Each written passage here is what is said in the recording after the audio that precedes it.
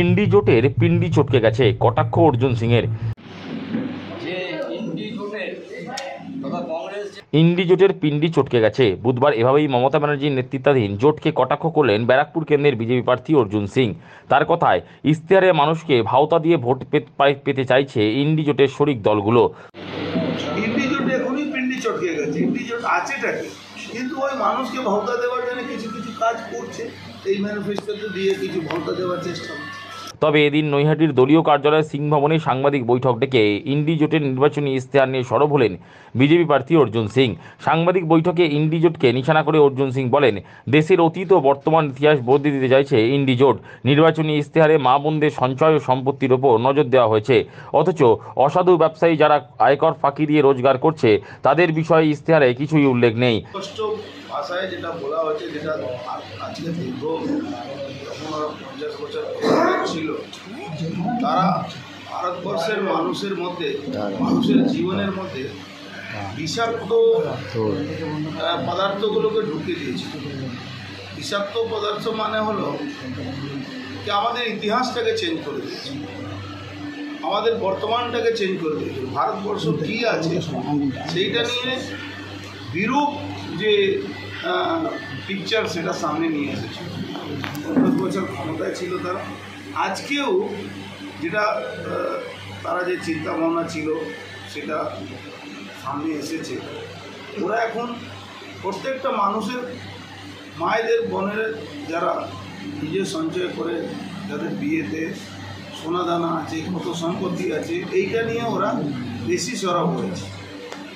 ওরা সরব হচ্ছে না যে কোন ব্যবসায়ী, অসাধু ব্যবসায়ী কারা বিনা কোনো ট্যাক্স দিয়ে, বিনা কোনো ইনকাম ট্যাক্স দিয়ে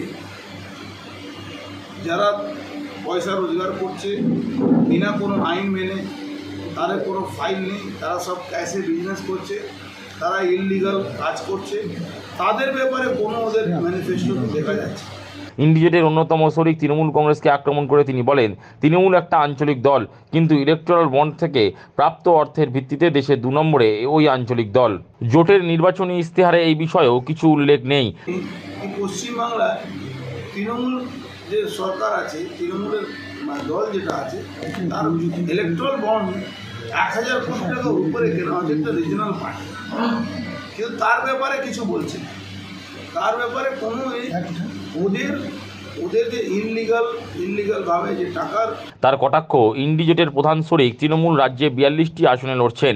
কারোর দয়ায় অন্য 3 রাজ্যে ওরা প্রার্থী দিয়েছে, কিন্তু ভিন রাজ্যে ওরা নোটার থেকেও কম ভোট পাবে। তো এখন সার্বিকভাবে আমরা একটা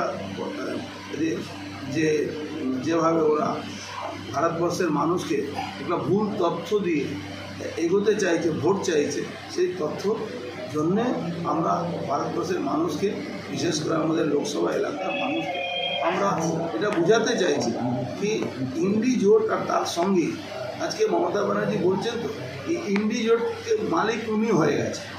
ইন্ডি জোটকে উনি সব পরিচালনা করবেন, উনি দেশ চালাবেন, উনার যে কিছু রিপোর্টাররা, কিছু ব্যবসায়ীরা, কিছু অসাধু ব্যবসায়ীরা তার মাথা খেয়ে নিয়েছে, তারা ওনাকে বলে দিচ্ছে কি উনি প্রধানমন্ত্রী হয়ে যান।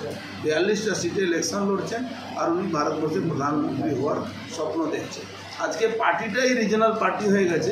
আবার উনি 42 আর 3টে বাইরে স্টেটে দিয়েছেন, সেটাও কারো দয়াতে দিয়েছেন, সেটা নিশ্চিতভাবে নোটা থেকে কম ভোট পাবে, এটা আমি দায়িত্ব নিয়ে বলছি। এদিন তিনি জোরের সঙ্গে দাবি করলেন, চাকুরি চুরি কাণ্ডের বড় মাথারাও গ্রেপ্তার হবেন, দেশের আইনের ঊর্ধ্বে কেউ নন। দিল্লির মুখ্যমন্ত্রী কেজরিওয়াল যদি গ্রেপ্তার হন তাহলে বাকিরাও ছাড় পাবেন না। বড় মাথা তাদের কি অ্যারেস্ট হবে? ভারতবর্ষে আইনের ঊর্ধ্বে কেউ নেই। ভারতবর্ষে আইনের ঊর্ধ্বে কেজরিওয়াল কি ভাবছিল কেউ অ্যারেস্ট হবে না? আজকে মলয় ঘটক কি ভাবছেন উনি অ্যারেস্ট হবেন না? 12টা চিঠি পাওয়ার পরে উনি ভাবছেন কাউকে, কারোর সঙ্গে কোনো হবনামি করে উনি বেঁচে যাবেন?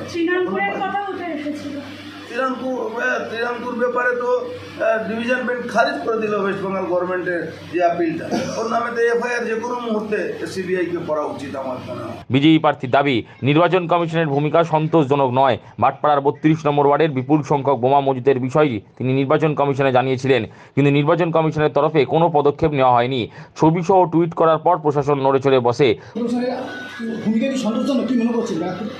আমি তো ইলেকশন কমিশনের ভূমিকা খুব ভালো দেখছি না। কেন? দুদিন আগে এই বোমের খবর আমার কাছে পাওয়া যায়, লাইভ লোকেশন পাঠানো করে, তাও কোনো হেলদোল ছিল না। তারপরে আমি টুইট করার পরে তখন প্রশাসন নড়ে চড়ে বসলো, তখন হয়তো ইনস্ট্রাকশন এসেছে। পুলিশের ভূমিকা নিয়ে ওই দিন তিনি সরব হলেন। তার অভিযোগ, আমডাঙ্গার আইসি ও বারাসাতের এসপি মিটিং করে 200 জন কর্মীর তালিকা তৈরি করেছেন, যারা তৃণমূল থেকে বিজেপিতে এসেছেন কিংবা তৃণমূলে থেকেই বিজেপিকে সমর্থন করছেন। সেই 200 জন কর্মীকে হেনস্থা করার পরিকল্পনা চলছে। মামলা দিচ্ছে। আর একটা মিটিং হয়েছে, রাজকুমার সরকার আর এসপি বারাসাত এর একটা মিটিং করে ঠিক করেছে কি ভোটের আগে 200 লোককে, সে যারা বিজেপির কর্মী আছে, যারা তৃণমূল থেকে বিজেপিতে আসছে বা তৃণমূল থেকেও যারা বিজেপিকে সমর্থন করছে, তাদের 200 জনের লিস্ট বানিয়ে এই রাজকুমার সরকার বানিয়ে দিয়েছে এসপিকে, তাদেরকে হ্যারাসমেন্ট করার একটা পরিকল্পনা চলছে।